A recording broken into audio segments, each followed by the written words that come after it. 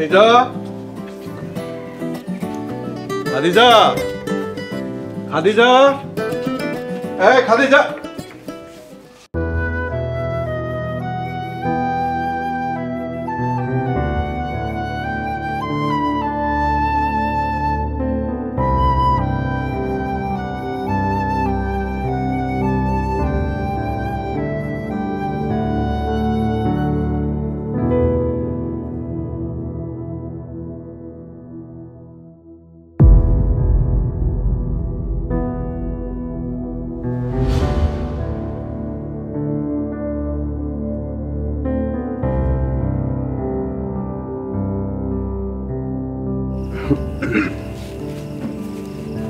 আসসালামু আলাইকুম।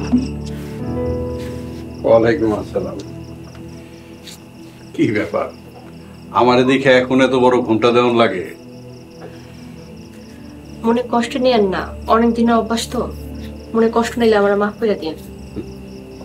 কি রে কও না, বহু এজন্যই তোমার আমার এত ভালো লাগে।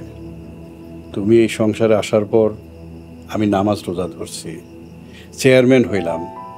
এই সংসারের আয় উন্নতি সবকিছু হয়েছে তোমার ভাগ্যের জোরে। এটা আপনি ভুল কথা কইলেন, সবই আল্লাহর ইচ্ছা। আল্লাহ পাক আপনার উপর খুশি হইয়া মানুষের সেবা করার সুযোগ দিছে। আপনি আল্লাহর কাছে শুকরিয়া আদায় করেন। লাখো কোটি শুকরিয়া আদায় করি আল্লাহর দরবারে। ও এই যে এই টাকা কয়টা রাখো, আলমারিতে রেখে দাও। এটা কিসের টাকা? আরে বাবা রে, চুরি করে আনি নাই। ওই যে আমাকে গ্রামেরই রফিক ভাইয়ের জমিলে একটু ঝামেলা আছিল, ওই ঝামেলা সমাধান করে দিছি। উনি খুশি হয়ে এটা খরচ করতে দিছেন, তুমি আলমারিতে রেখে দিও। আপনার একটা কথা কই, ভুল হইলে মাফ করে দিয়েন। আপনি এই টাকাটা তারে ফেরত দিয়ে আসেন। পাগল নাকি? 1 লাখ টাকা উনি তো খুশি হয়ে আমারে দিছে। খুশি হইয়া দিলেও বা আপনি আনবেন কেন? আপনি কি দালাল বা ভিখারি? আপনি যদি এই টাকাটা ফেরত দিয়ে আসেন আমি খুব খুশি হইতাম। তুমি একটা কথা কইছো, এটা না রেখে কি আমি পারি? শোনেন, এই সংসারে যেন কখনো হারাম বা অনুগ্রহের টাকা না ঢোকে। এতে সংসারের শান্তি নষ্ট হয়, অসুখ বিসুখও ছাড়ে না। তুমি নিশ্চিন্ত থাকো, তোমার সংসারে কখনো হারামের টাকা ঢুকবো না, আসবো না। আলহামদুলিল্লাহ, শুই না খুব খুশি হইলাম। যান, টাকাটা ফেরত দিয়ে আসেন।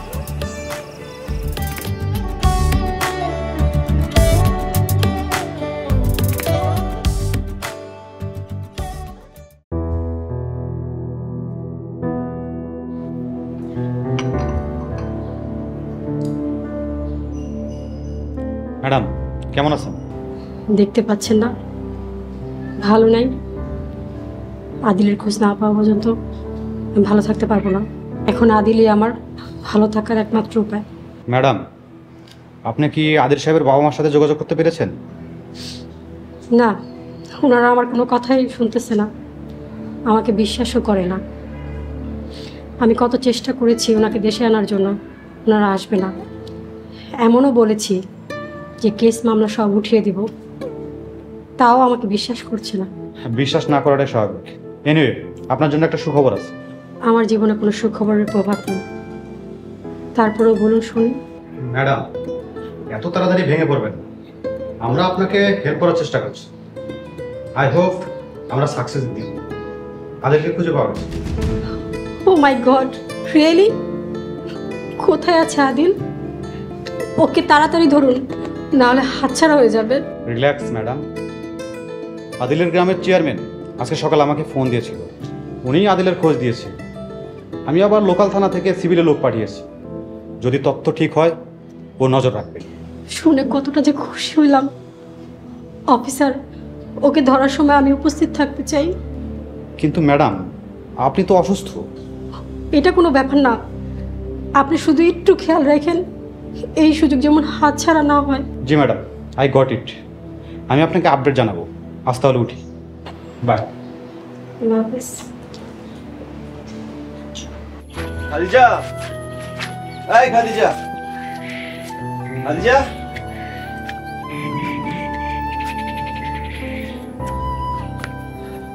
আপনার হাতে কি? বাজার। আপনি আজকেও দিন মজুরে কাজ করছেন? কি করব বলো, এই অজপাড়া গ্রামের মধ্যে আমাকে অফিসের চাকরি কে দিবে? নাও বাজারটা ধরো। আপনার হাত দুইটা দেখি।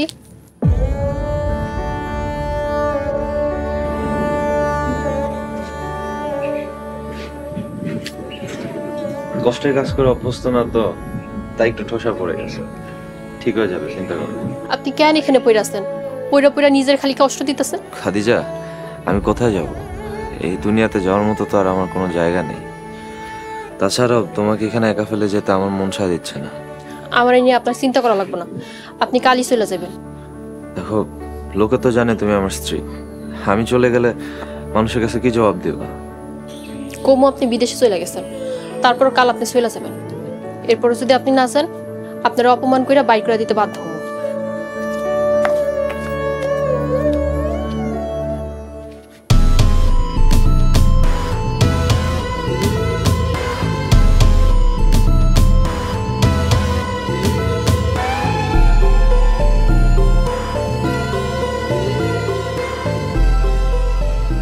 স্যার। ওয়ালাইকুম আসসালাম। Good job Rafiq, very good job. Sir এখন কি করব? তুমি সাবজেক্টের উপরে তীক্ষ্ণ নজর রাখো, যেভাবেই হোক ওকে অ্যারেস্ট করতে হবে। স্যার আপনি অর্ডার করলে ওকে আজকে রাতের মধ্যে গ্রেপ্তার করি। রফিক, এখন না, কখন অ্যারেস্ট করতে হবে আমি তোমাকে জানাবো। স্যার ওনাকে যেহেতু অ্যারেস্ট করতেই হবে, তাহলে আমরা কেন সময় নষ্ট করছি? একটা মেয়ের উপস্থিতিতে ওকে গ্রেপ্তার করতে হবে, এর কোনো বিকল্প নেই। স্যার উনি কি আমাদের ডিপার্টমেন্টের কোনো বড় অফিসার? নো রফিক, উনি এই মামলার বাদী, ওনার ইচ্ছার মূল্য দিতে চাই। রফিক, আমি তোমাকে সাক্ষাতে সব বলবো, তুমি সাবজেক্টের উপরে তীক্ষ্ণ নজর রাখো। ওকে স্যার, আপনি কোনো চিন্তা করবেন না। আসসালামু স্যার। ওয়ালাইকুম আসসালাম।